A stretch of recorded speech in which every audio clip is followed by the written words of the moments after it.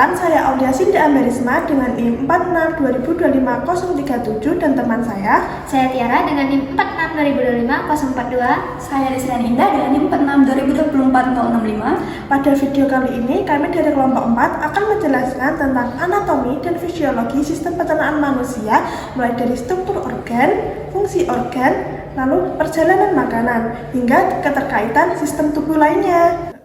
Yuk kita simak bersama. Sistem pencernaan merupakan sistem organ yang menyediakan tubuh dengan suplai air, elektrolit, vitamin, dan nutrisi secara berkelanjutan.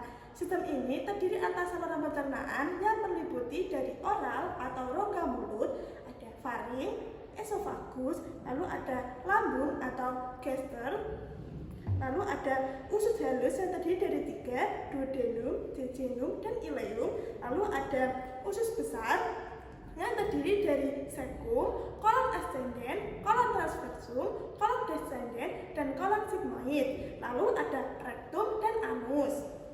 Selanjutnya, terdapat organ aksesoris yang terdiri dari gigi, lidah, saliva glands atau kelenjar ludah, hepar atau hati, lalu ada glans bladder atau kantung empedu yang berperan membantu proses pencernaan meskipun makanan tidak melewati organ-organ tersebut. Secara fisiologis, sistem pencernaan melibatkan beberapa proses, yaitu ingestion, yaitu masuknya makanan ke dalam kafum oris, lalu ada mastication, yaitu proses pengunyahan, lalu ada deglutition, yaitu proses penelanan, lalu ada peristaltis, yaitu gerakan kontraksi otot polos yang mendorong makanan sepanjang saluran pencernaan, lalu ada digestion, yaitu pemecahan makanan dari molekul kompleks menjadi molekul yang lebih sederhana. Lalu ada absorption, yaitu penyerapan hasil pencernaan berupa nutrisi, air, elektrolit, dan vitamin ke dalam sirkulasi darah maupun limfe, serta defecation, yaitu eliminasi sisa makanan yang tidak tercerna dalam bentuk feses. Perjalanan makanan dimulai dari oral atau rongga mulut. Di dalam oral, makanan mengalami pencernaan mekanik dan pencernaan kimiawi.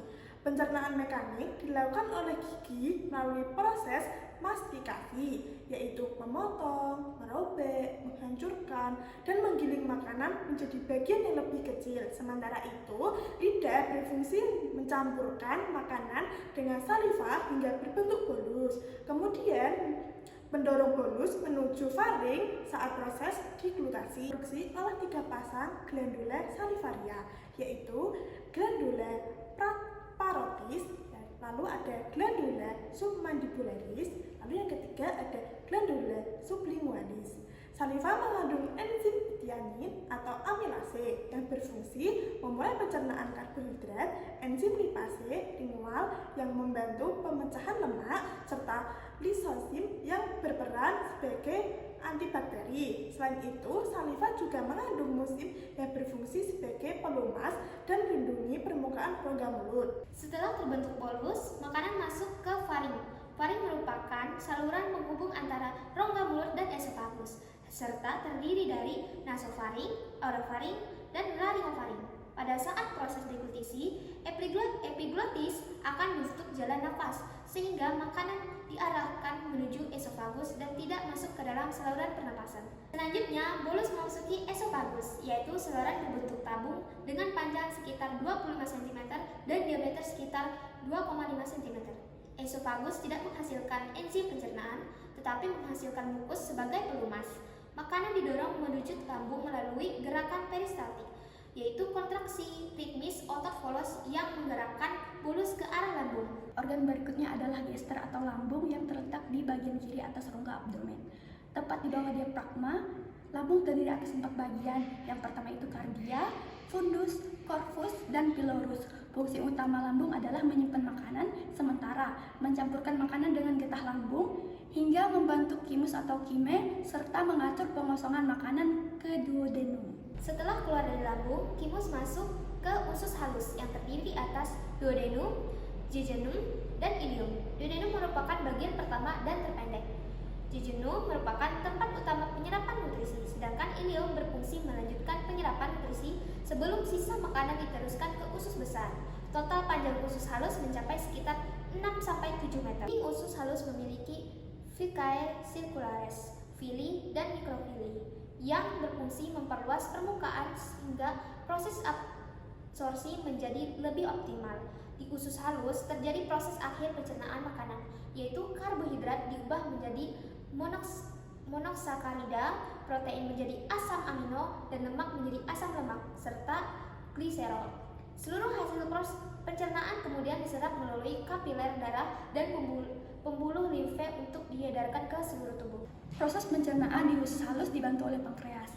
Pankreas menghasilkan berbagai enzim pencernaan, yaitu amilase untuk mencerna karbohidrat, lipase untuk mencerna lemak, dan protase seperti trypsinogen dan phenotrypin untuk mencerna protein. Selain itu, pankreas juga menghasilkan cairan bersifat basah dengan pH sekitar 7,5 hingga 8,8 yang berfungsi menetralkan thymus yang masih bersifat asam dari lambung. Organ eksesoris berikutnya adalah hepar atau hati yang merupakan organ visceral terbesar dalam tubuh. Hati berfungsi menghasilkan cairan empedu, metabolisme karbohidrat, protein, dan lemak, menyimpan vitamin serta mineral, dan melakukan detoksifikasi berbagai zat berbahaya. Cairan empedu kemudian disimpan di kantong empedu. Saat makanan berlemak masuk ke dalam usus halus, kantong empedu akan melepaskan empedu untuk mengemulsikan lemak, sehingga lemak lebih mudah dicerna dan diserap.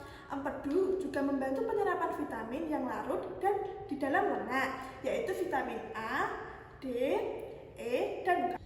Setelah seluruh zat gizi diserap di usus halus, sisa makanan akan masuk ke usus besar yang terdiri atas cecum, colon ascendens, colon transversum, colon descendens, dan colon sigmoid.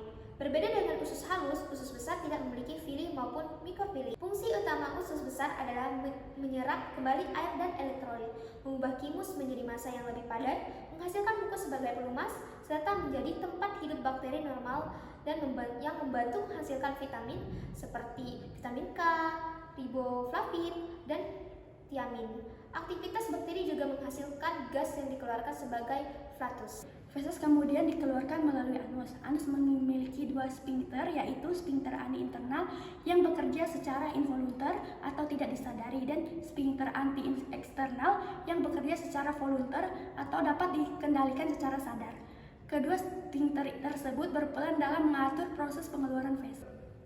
Dari penjelasan tersebut dapat disimpulkan bahwa sistem pencernaan merupakan rangkaian organ yang bekerja sama secara terkoordinasi untuk mengubah makanan menjadi zat gizi yang dapat dimanfaatkan oleh tubuh. Proses tersebut dimulai dari ingestion, dilanjutkan dengan mastication, deglutition, peristaltis, digestion, absorption, hingga defecation. Nutrisi yang telah diserap kemudian masuk ke dalam sirkulasi darah dan darah untuk dimanfaatkan melalui proses metabolisme, sehingga menghasilkan energi dalam bentuk ATP yang dibutuhkan oleh sel untuk menjalankan berbagai fungsi tubuh.